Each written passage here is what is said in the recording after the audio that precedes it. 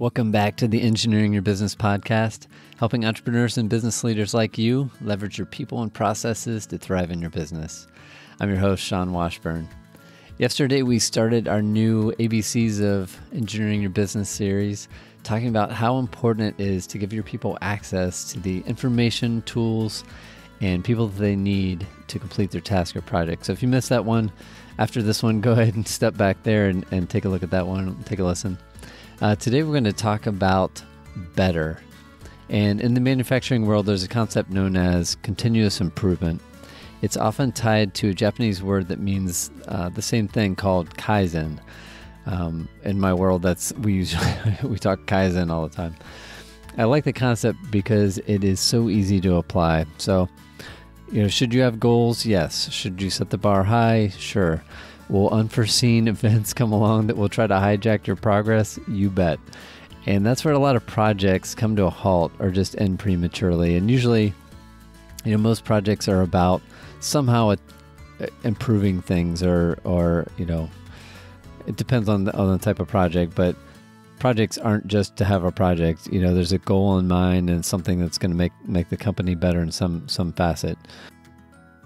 And when these projects end prematurely, it's clear that the goal can't be achieved and we should just cut our losses, or there's a manpower issue, or sometimes something else is taking priority. Projects often swap priorities. But today's topic isn't about perfect. It's about better.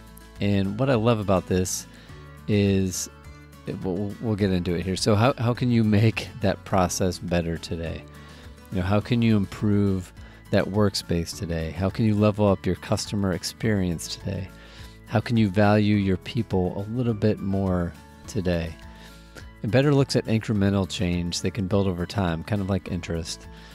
Goals are still good and should be set, and they're crucial because it's going to keep you, it's kind of like your rudder, your aim, your focus is on a goal.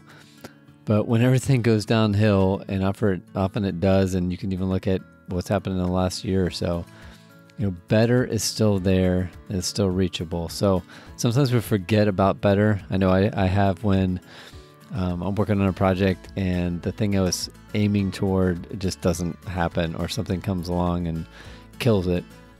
I forget that better is still right there.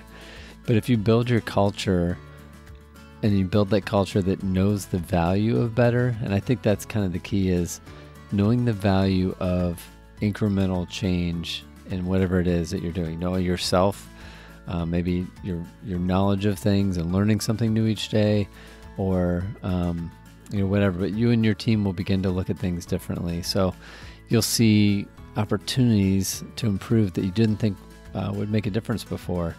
Sometimes that's how it is. You have this big goal, and so all these little things are around there, and you could make them better, you could improve them, but you're still so focused on that other goal that those things they kind of stay how they are, or they deteriorate. And we're not looking for perfect, we're looking for better. And if you have kids, here's a kind of an example.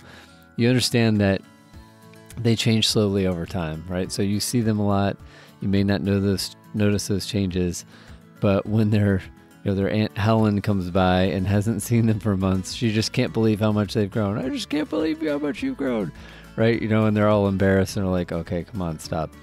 And it'll be the same way when Aunt Helen visits your business, right? Because if you begin to make those incremental changes along the way, you may not even notice it, but when Aunt Helen comes, she's going to be super proud of you. And so make Aunt Helen proud, begin to establish a culture that values better and continuous improvement. And you'll be glad you did, and hopefully Aunt Helen won't pinch your cheeks this time. So if you've been enjoying the podcast and haven't left an Apple Podcast or iTunes review, I'd love you to take a minute to do that. You can head to seanwashburn.com/Apple. It'll take you right there. So thanks for spending some time today, and I hope you jump back in tomorrow as we go to the letter C. See you then.